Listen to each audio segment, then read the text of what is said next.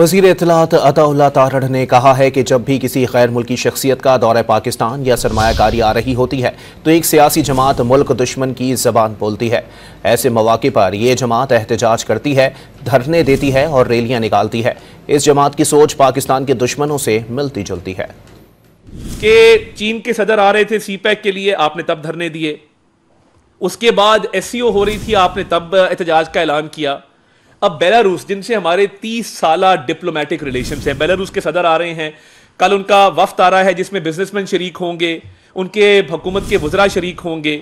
تو جب بھی باہر سے سرمایہ کاری آ رہی ہوتی ہے، پاکستان میں ہم سرمایہ کاری کو فروغ دے رہے ہوتے ہیں، پاکستان میں ایک عام آدمی کی زندگی بہتر کرنے کے لیے پاکستان کے اندر انویسٹمنٹ لا رہے ہوتے ہیں، تو ایک سیاسی جماعت کہتی ہے نہیں، پاکستان کے جو دنیا میں دشمن ہیں گلوبلی، جو پاکستان کو ترقی کرتے دیکھنا نہیں چاہتے، ان کی زبان بول کے کہتے ہیں کہ ہم تو احتجاج کریں گے، ہم تو دھرنا دیں گے، ہم تو ریلیاں نکالیں گے۔